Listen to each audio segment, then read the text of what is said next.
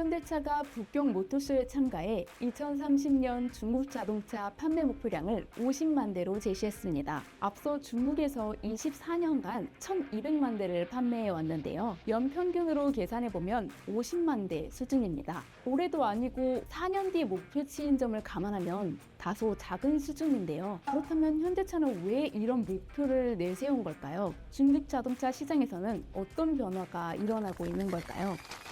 현대차는 2002년 현지 기업과 합작법인 형태로 중국에 진출했습니다. 2016년 연간 판매량 114만 대를 달성하며 엄청난 성과를 기록하기도 했죠. 하지만 2025년 중국 판매량은 겨우 13만 대 수준으로 떨어지게 됩니다. 그 원인으로는 대개 2017년 사드 사태 보복이 꼽힙니다. 이후 신차 전략 실패와 현지 전기차 브랜드의 성장 등 외부 변수로 판매량은 급감했다고 알려져 있습니다. 사실 신흥국 시장에서는 자연스러운 현상이기도 합니다. 현대차뿐만 아니라 폭스바겐, GM 등 글로벌 완성차 브랜드 역시 중국 시장에서 점유율 하락세를 기록하며 현지 브랜드에 밀려나고 있는 추세니까요. 단순 자동차 업계만의 문제도 아닙니다. TV, 휴대폰 같은 전자제품 역시 중국 브랜드 성장에 한국 업체들은 보전을 넘어 사업 정리까지 하고 있습니다. 과거 한국 역시 그랬습니다. 지금은 삼성, LG, 현대차 등 글로벌 브랜드로 성장한 기업들도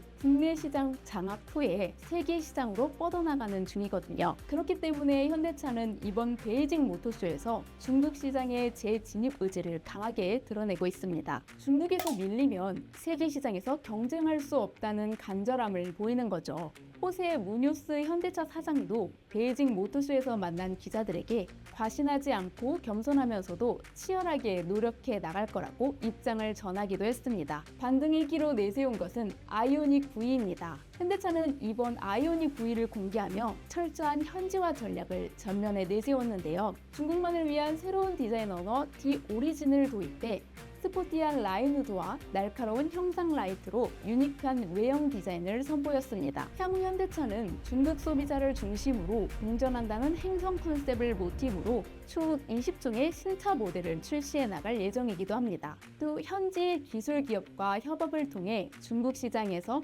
상품성 극대화 전략을 추진하고 있습니다. 중국 자율주행 전문 기업 모멘타의 레벨 2급 ADS, 중국 CATL 배터리 탑재 등 심혈을 기울이고 있습니다. 즉 아이오닉 V는 단순히 신차 출시 이상의 의미를 갖고 있습니다. 즉 중국 시장을 겨냥한 철저한 전략이 담긴 모델인 거죠. 아이오닉 V는 현지 디지털 생태계에도 녹아들 계획인데요. 바이트댄스의 자회사 더우바오의 거대 언어 모델을 기반으로 개인화 서비스 경험을 끌어올리고 현지인들에게 실용적인 앱 서비스를 지원할 예정이라고 합니다. 하지만 중국 완성차 업체들 만만치 않습니다. 많은 분들이 중국산 하면 카피캣이나 소위 싸구려라고 생각들 많이 하시잖아요. 이미 비아디는 연간 460만 대 자동차 판매로 현대차 판매량을 넘어섰고 체리, 상하이 자동차, BYD까지 해외 수출만 100만 대 이상을 기록하고 있다고 합니다. 중국 업체들은 단순 양적 성장이 아닌 기술력도 빠르게 끌어올리고 있는데요.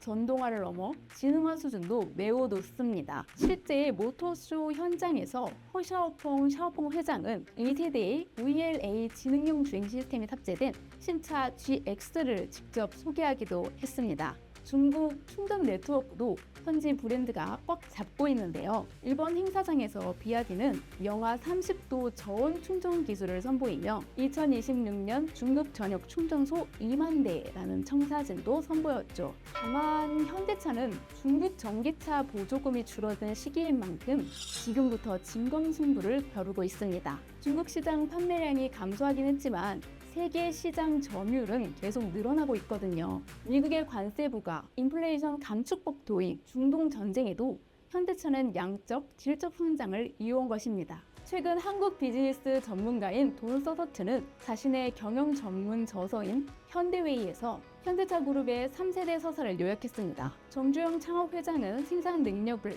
정몽구 명예회장은 품질을 쌓았으며 정의선 회장은 미래를 쌓고 있다라고요. 아이오닉 V를 필두로 중국에 투입될 20종의 신차가 중국 시장을 잡을 수 있을까요? 현대차의 아픈 손가락으로 꼽힌 중국에서 정의선 회장이 어떤 미래를 쌓아 올릴지 기대가 됩니다. 저는 개인적으로 이번 아이오닉 V의 각진 디자인을 보면서 묘하게 포니 쿠페가 떠올랐는데요. 1974년 공개됐던 포니 쿠페는 양산에 이르지 못했던 비운의 모델입니다. 아이오닉 V가 중국에서 새로운 포니 신화를 쓸 수 있을지 지켜봐야겠습니다.